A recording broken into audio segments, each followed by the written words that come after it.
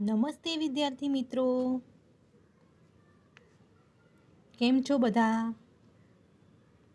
Okay, તો વિદ્યાર્થી મિત્રો, ધોરણ 3 વિષય પર્યાવરણ, બરાબર? તો પર્યાવરણમાં આપણે પાઠ 18 રમતા રમતાનો અભ્યાસ કરી રહ્યા હતા, બરાબર? તો વિદ્યાર્થી મિત્રો, આપણે આગળ જોયું હતું કે તમે કઈ કઈ રમતો રમો છો તેના વિશે આપણે વાત કરી હતી, બરાબર? જેમ કે સંતાકૂકડી, કબડ્ડી, ક્રિકેટ વગેરે, બરાબર? તો હવે આપણે આગળ જોઈએ. તો તમારી ચોપડીમાં પાના નંબર 122 ઉપર જોઈએ, બરાબર? તો હવે વરસાદ શરૂ થયો એટલે બધા જ બાળકો કહેવા લાગ્યા, અરે રે, હવે આપણે નહીં રમી શકીએ. ત્યારે કાકી કહે, ચાલો આપણે મારા ઘરમાં રમત રમવા જઈએ.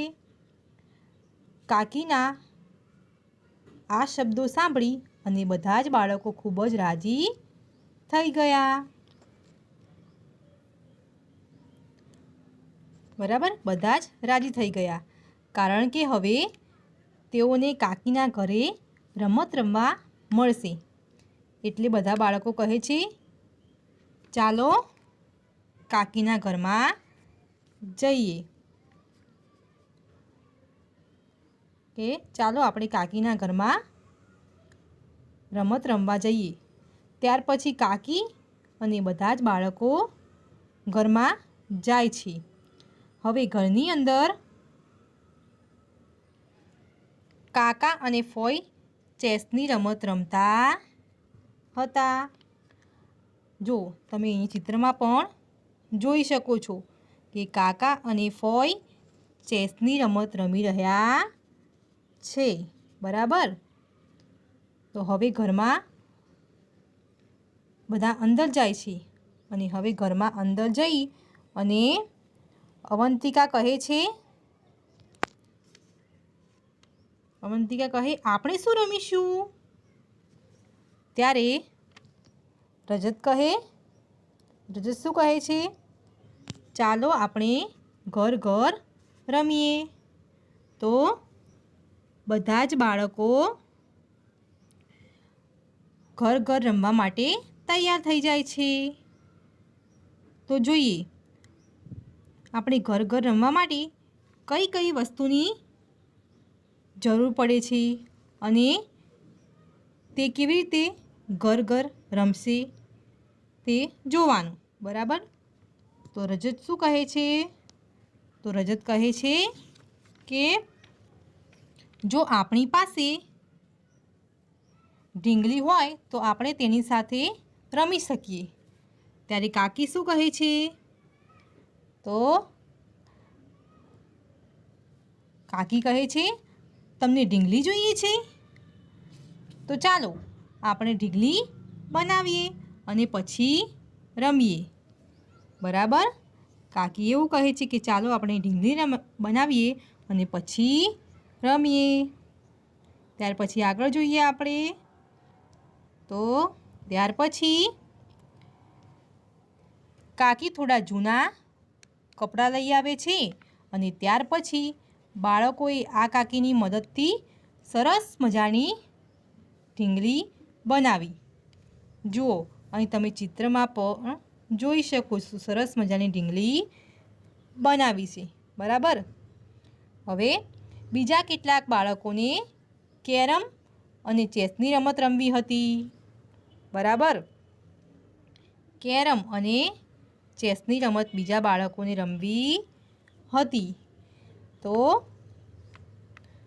તેમણે પણ જૂથ બનાવ્યા, એટલે કે ટીમ બનાવી અને તેઓએ પણ કેરમ અને ચેસની રમત રમવાનું ચાલુ કર્યું.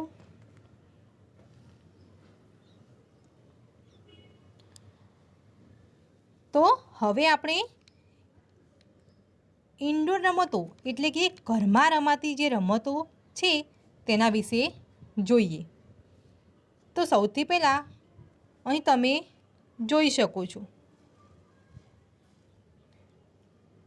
જે તમે ફોટો જોઈ રહ્યા છો તે ચેસનો છે. આ રમતમાં કાળા અને સફેદ રંગના ચોરસ બોક્સવાળું ચેસ બોર્ડ હોય છે અને કાળા તથા સફેદ રંગના મહોરા એટલે કે કુકડી હોય છે. તે તમે આ કુકડી કાળા કલરની અને સફેદ કલરની જોઈ શકો છો. બરાબર. ત્યાર પછી કેરમની રમત જોઈ શકો છો. આ છે કેરમની રમત.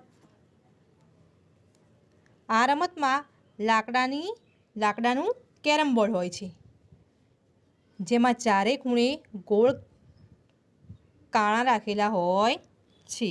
જુઓ તમે ચિત્રમાં ગોળ કાણા જોઈ શકો છો ચારે બાજુ. બરાબર. તો ગોળ કાણા રાખેલા હોય છે, જેમાં કુકરીઓ નાખી અને આ રમત રમવામાં આવે છે. બરાબર. આ ઉપરાંત ટેબલ ટેનિસ. આ છે ટેબલ ટેનિસ અને સ્નૂકર. તો ટેબલ ટેનિસ અને સ્નૂકર જેવી રમતો પણ ઇન્ડોર રમતો છે, એટલે કે તે પણ ઘરની અંદર જ રમી શકાય છે. આ ઉપરાંત અહીં તમે લૂડો જોઈ શકો છો. બરાબર. લૂડો, સાપસીડી વગેરે જેવી રમતો પણ આપણે આપણા ઘરમાં આપણા વડીલો, મિત્રો કે ભાઈ બહેનો સાથે રમીએ છીએ. બરાબર મિત્રો, તમે પણ રમતા હશો. હવે આગળ જોઈએ તો કેટલીક રમતો એવી હોય છે કે જેને આપણે એકલા પણ રમી શકીએ છીએ. બરાબર. તો આવી રમતોને કેવી રમતો કહેવામાં આવે છે? તો જે આપણે એકલા રમી શકીએ છીએ તે રમતોને વ્યક્તિગત રમતો કહેવામાં આવે છે. બરાબર. જુઓ તમે ચિત્રમાં પણ અહીંયા જોઈ શકો છો. અહીં જુઓ ચિત્રમાં દોરડાકૂદ, પછી તીરંદાજી, આ ઉપરાંત જે સ્વિમિંગ પુલની રમત છે તે આપણે એકલા પણ રમી શકીએ છીએ અને ટીમ બનાવીને પણ રમી શકીએ છીએ. તેવી જ રીતે વેઇટ લિફ્ટિંગ. આ છે વેઇટ લિફ્ટિંગ. એ પણ એક વ્યક્તિગત રમત છે, એટલે કે આપણે એકલા જ તેને રમી શકીએ છીએ. બરાબર. તો વિદ્યાર્થી મિત્રો, આ બધી કઈ રમતો હતી? વ્યક્તિગત રમતો. બરાબર. જેને આપણે એકલા રમી શકીએ છીએ. બરાબર. હવે આગળ જોઈએ તો અહીંયા જુઓ શું લખ્યું છે?